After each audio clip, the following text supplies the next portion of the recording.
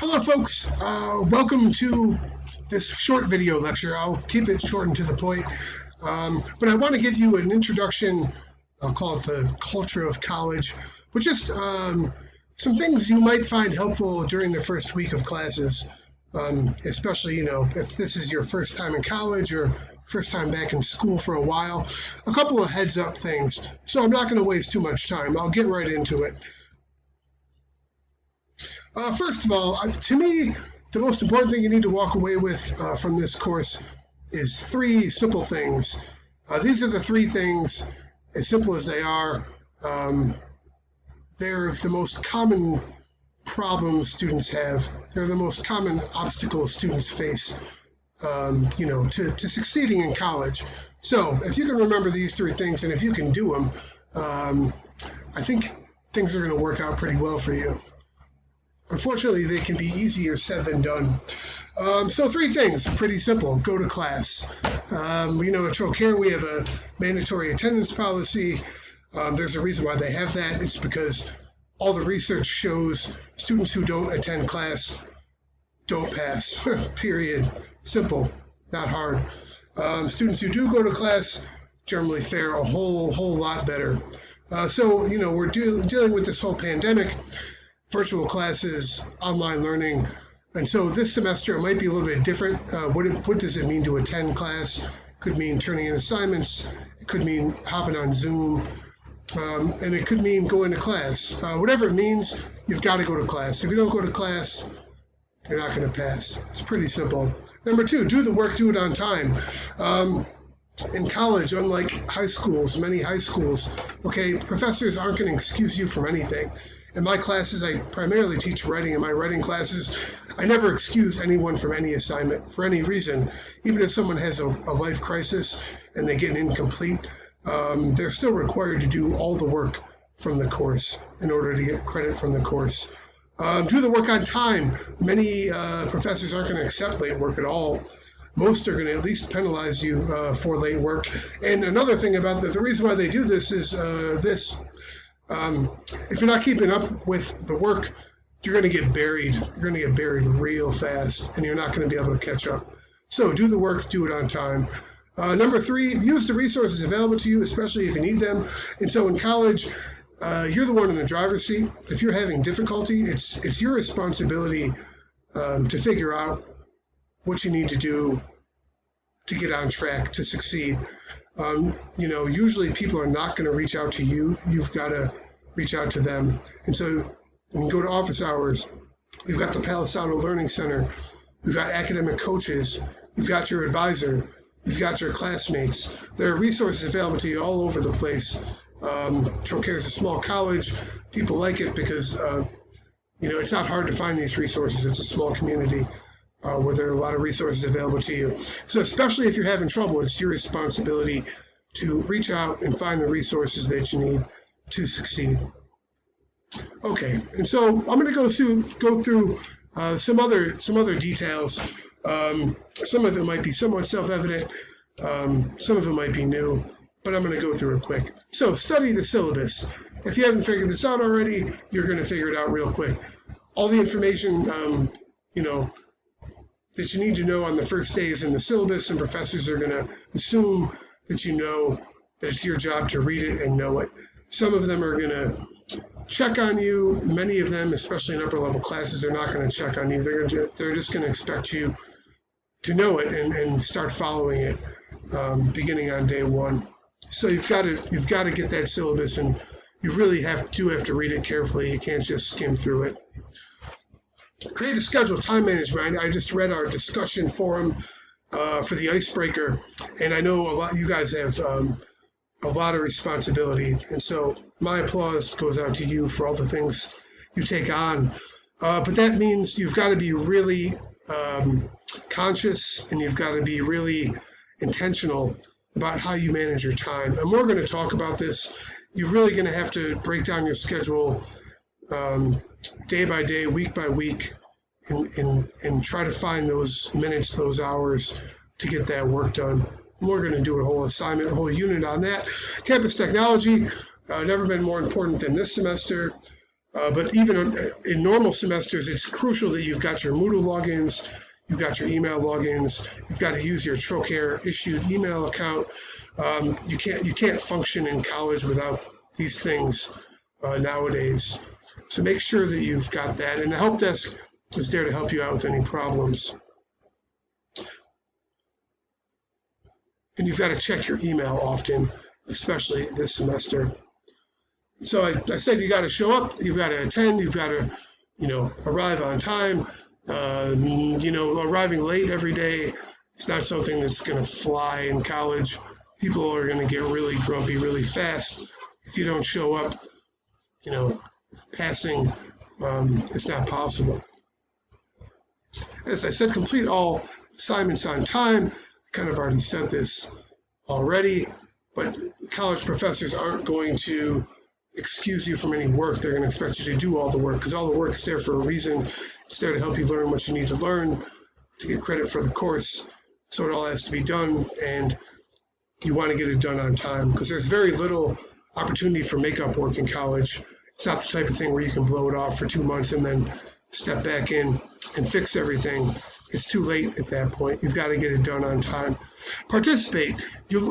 We know from cognitive science that people learn by doing things. We don't soak up information like sponges, unfortunately. We've got to do something. So that means in class, try to be active, try to pay attention. This is why people take notes during class. It helps you stay in the loop. It helps you focus. And obviously, you're going to have a lot of assignments for every course, and the idea is to do so you can learn. And asking questions, too. I can't tell you how important that is. If you're not sure about something, there's a reason why you have class. There's a reason why you have professors. There's a reason why there's office hours. There's a reason why there's email. It's because students and instructors need to communicate. So if you have a question, ask. Office hours, professors are available at given times each week. This is there for you so that they can help you out if you're having any difficulty. So if you're having difficulty, it might be a good idea, first of all, to go talk to that professor, let them know that you think you're having trouble, and ask them what their advice might be. There's also the Palisano Learning Center, which is a great resource for tutoring, academic coaching. But office hours are there for a reason. Use them. Commitment. You've got to remember that in college, you're being treated like an independent adult. And as an independent adult, you're expected to know why you're here and to be committed to the process of getting that degree. And so if you're not motivated, if you're not committed, there's nobody there who's going to chase you around and make you do things. It's got to come internally. It's got to come from you. And if it doesn't come from you, that's going to be a real problem. So we've already talked about a little bit kind of what motivates you. Many of you have children and you have just beautiful stories about what keeps you motivated. So that's awesome. But you always got to kind of come back to that and remember what it is that brought you here. Kind of keep your eyes on the prize. The GPA, the grade point average. So your grades, actually important. Sometimes I have students, it seems like they want to do the bare minimum work just to get by. You don't want to do that because when you graduate, you're going to be putting a GPA on resumes, and so that's something people do look at when you're applying for jobs. So you want to do the best you can. People are busy. You might not get an A in every course. That's understandable. But you want to set your goals high. You want to strive to do the best you can do. Because I'll tell you, I have seen students who, it's almost like they come into the course and they think, I just need to get a C. Why would you just want to get a C? You want to get an A. Maybe you're not going to get an A every time, but you want to get an A. And the more A's you get, the higher that GPA will be in the end. Course withdrawal. So if something happens and you just can't do it this semester or another semester, one option for you is to withdraw from a course. And so what this does, it lets you stop taking the course. You don't get a grade in the course, you get a W, and so there's no grade factored into your GPA, which is very helpful because if you get an F in a course, then a 0 is factored into your GPA, and that very quickly tanks your GPA. You don't want to tank your GPA. So if you haven't been attending a course and you know it's pretty much not going to happen for you in that course, there is a deadline towards the end of the semester, but you do have most of the semester to take that withdrawal. So if you stop attending courses, okay, you want to get in touch with your advisor, talk to them, and you might want to withdraw to make sure you're not taking all Fs. Because once those Fs are on your transcript, it's hard, if not impossible, to get rid of them. You also want to talk to your professor first, and so it depends how long you've been out of the game. If you've been out of the game for 2 months, it's almost certainly too late to get back in the game. If you've been out of the loop for a week or two, your professor might work with you. But anyway, long story short, if you think like you have no chance to pass a course and it's before the withdrawal deadline, you want to withdraw rather than take the F. The college catalog is posted on Moodle for us. All the campus policies, all the degree requirements, all the course descriptions are in there. And we're going to talk about navigating your long-term or your short-term educational plan and your long-term educational plan, trying to get a picture in your mind of your pathway to graduation. I think that's a very important thing to do. Set goals for each course. Like I said a moment ago, you want to be as ambitious as you can be, because you never know when things come up. You're all really busy. You might not do as well as you are able to do in every course because you've got all these responsibilities. So whenever you're able, you want to get the highest grade possible. For example, in this course, it's a 1 credit hour course. I'm trying to not load you up with too much work. To be totally honest with you, if you're giving it fair effort and completing the work, you're going to get an A in this course. So complete the work, get your A. It'll be factored into your GPA. Prerequisites. A prerequisite means you have to take one course before another.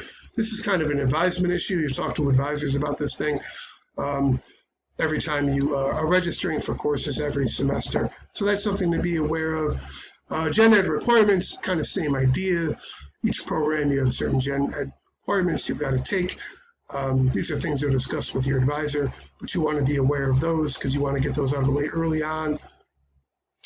And a long-term educational plan, like I said a moment ago, you want to have a picture in your mind of how you get from today to your degree, because you all want that degree. You all have beautiful, goals for the future, a lot of motivation.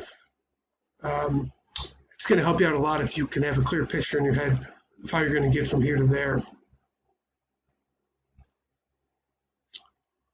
Get the textbook. And so nowadays, professors are very sensitive about the cost of materials. And so I highly doubt you're going to come across a situation where someone requires a textbook and doesn't use it. So almost always today, if someone requires a textbook, it's absolutely going to be necessary for you to have that book to pass the course. So you want to get the textbook. I know they can be expensive. Textbook companies, personally, are one of my biggest pet peeves because I feel like they've made a lot of money taking advantage of students. But unfortunately, sometimes you're going to have to shell out some money for a textbook. Locate your classrooms. It might not be applicable this semester to some of you, but it's a good thing before the first day of classes to go find out where the room is, because the last thing you want is on the first day to be walking in late. It's not a good way to start. So find where your classes are, and you might be on different campuses. You might be in different buildings. You might have a long walk from one to the other, and so you want to have that planned out ahead of time. So there's a crash course for the first week of college. My main point that I'll leave you with is the 3 things, and the 3 things are, go to class. You have to go to class. You're not going to do well without showing up. You've got to do the assignments. You've got to do them on time. You're going to get buried in work if you're not doing that. And finally, if you're having difficulties, it's extremely important that you seek out resources, professors, office hours, Palisano Learning Center. You've got your classmates you've got academic coaches, you've got advisors. They're all there for a reason. So make use of those resources. If you can do those three things, I'm very confident you're all going to be good. The big struggle is for you. I'm sure it's going to be. It's not your motivation. It's definitely not your intelligence. The big struggle is the time management thing, and that's just a difficult. It's a difficult thing to work around. But we're going to do some things this semester where we're talking very intentionally about managing time, so you can find that time to get everything done. Okay, I've talked way too longer than I wanted to. Nice talking to you. I'll be in touch shortly. As always, let me know if you have any questions or concerns.